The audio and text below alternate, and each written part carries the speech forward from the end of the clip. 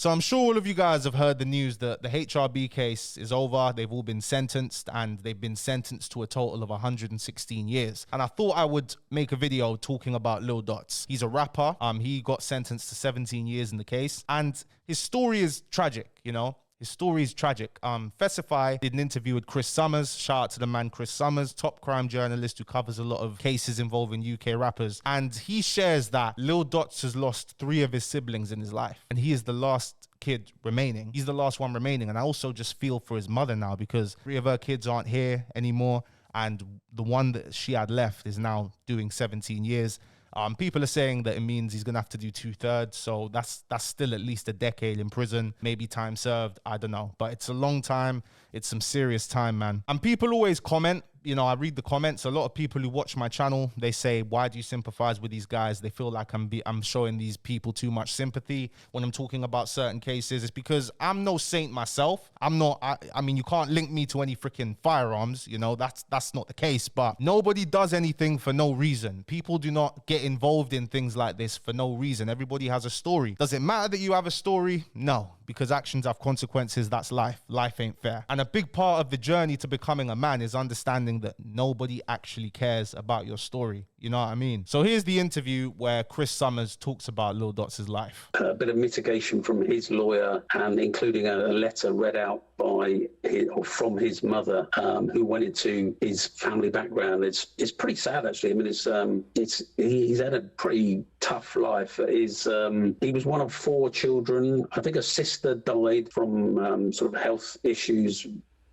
first. Then his eldest brother Giorgio, who was known as G Dotz, he died in a road accident. And then his another brother Danesh Tyson was murdered, I believe, certainly by another gang in July 2022. So Javon Tyson's mother has only got 1 surviving child out of 4, and she was you know, I think she was sort of saying how, you know, he's carrying all this trauma, and it may explain why he's apparently quite a violent individual and a very key player in HRB. You know, he's got a lot of rage inside him, I imagine. Yeah, they was all given 17 years. Yeah, 17 years. He's probably going to end up doing 10. He's probably going to end up doing 2/3 of his sentence. That's the wrong one. Here is Daniche Tyson. This is Lil Dotz's brother. He was shot in the heart outside West London flats. He took himself to the hospital after being shot and received treatment, but died soon after. It took place in Bruckner Street, Queen's Park in West London in the early hours of the 19th of July, and he died at 26 years old. His murder was one of 3 gun killings in London in the space of 6 days. Now here is Lil Dotz's mugshot.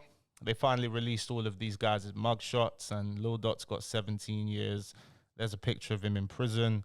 He got sentenced 17 years, 17 years, 17 years, 17 years, 17 years, 14 years. And this guy here, Abraham Safo Frimpong, was jailed for 2 years. Now, if this isn't a sign, mate, if this isn't a sign, bro, just like change your life around, bro. This life is not it, man. You've been given a second chance, bro. 2 years is still a long time in prison. Any amount of time in prison's long because you're in freaking prison. But bro, just please take this opportunity, man. And in trial, they did mention that Lil Dotz was suffering from PTSD and had been impacted by the deaths of family members, including his older brother and only remaining sibling who was shot dead on the street. They asked the court to be merciful due to his sad background. And there's another part of the interview where Chris Summers brings up how in trial they had a police officer who patrols their estate regularly talk about how gang activity negatively impacts the lives of the innocent people who live there. Let's take a look at this, because it shows you as well how easy it is to be groomed into a gang when you are young, especially with the circumstances that Lil Dotz went through, you know?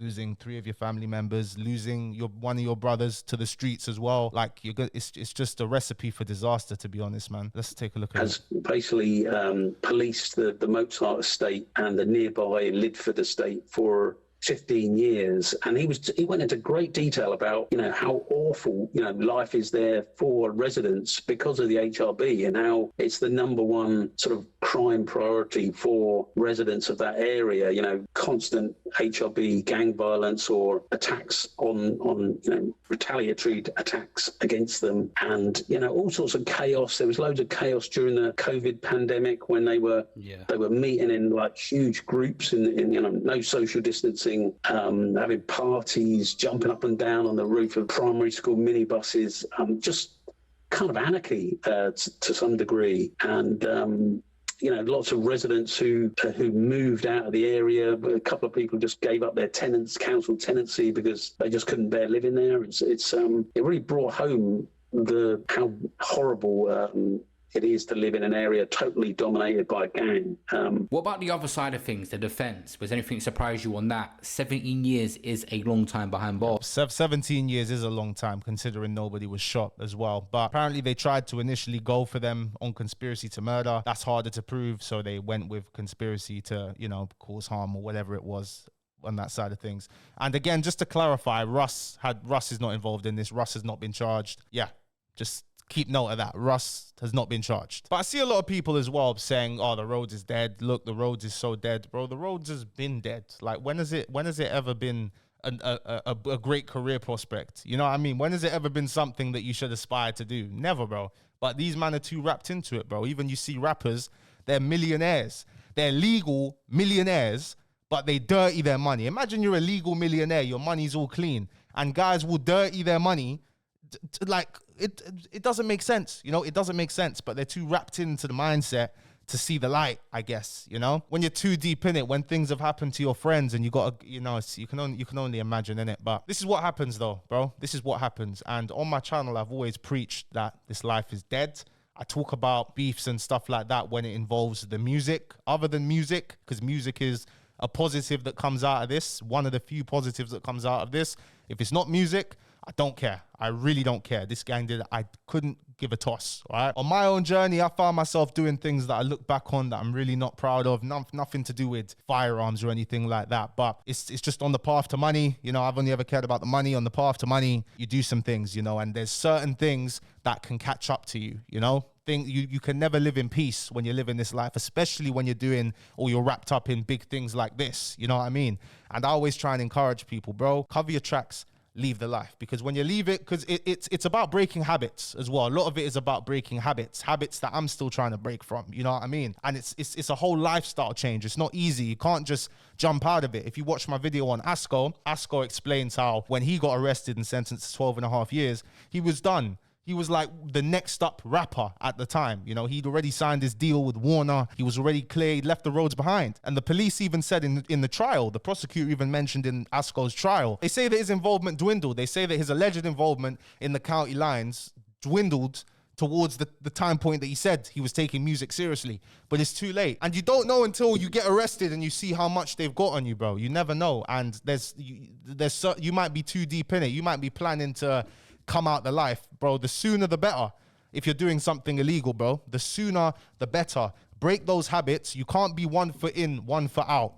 You can't be, because when you're 1 foot in, 1 foot out, you're even more open to getting caught, to be honest with you, especially with crap like this. You know what I mean? You're even more open to getting caught because you're not going to be as on point. You need to completely step out of it. It's not going to be easy. I'm telling you, it's not easy, but it's what you need to do. Because depending on what it is you were doing, depending on what it is they could have on you, bro, you could end up getting a sentence like that. You know, you never know. So please, guys, make the right choice, break the habits, get out of the life, all right? No matter what it is you're doing. If it's illegal, work away from it, okay? Because every dog has their day. But anyway, guys, thank you so much for watching this video. If you did enjoy it, please be sure to give it a like. Subscribe to the channel if you're new. What do you guys think as well? Do you think 17 years was too harsh? I think it was a bit much, but yeah, it was a lot. But it's the system, you know. It's the system. It's how things are. Chung Lee, what do you think? We haven't heard from you in a while. Hey, let's hear what Chung Lee has to say. Damn, Chung Lee says, mad. Chung Lee just says, don't live that life if you don't want the consequences. You're a bit harsh, Chung Lee, man. You have to consider Lil Dotz' circumstances, his upbringing. But the system don't care. The world don't care, especially as a man. Nobody cares about you. Get to it. Get to work. bro. I'm feeling this, I'm feeling down, I'm feeling... Nobody cares, bro. Nobody cares. Nobody cares. The bank don't care. The life you want to live don't care. All right? Firm it. I don't want to make a video today. I didn't want to make a video today. Not because I'm feeling any type of way, because I really just don't feel like it today, you know? But I'm still here. I still turned up. I'm still going to edit this video. I'm still going to make the thumbnail. I'm still going to post it because I committed to posting every single day for a whole year. We're close to reaching a year. We're going to reach a year in November, and I'm going to keep going in December because I'm just going to do it. I'm just going to post every day for the rest of the year, stream every day for the rest of the year. So get up and do it, bro. Stop procrastinating, bro. Nobody cares. Like, anyway, see you guys tomorrow. Peace and love to every single one of you watching.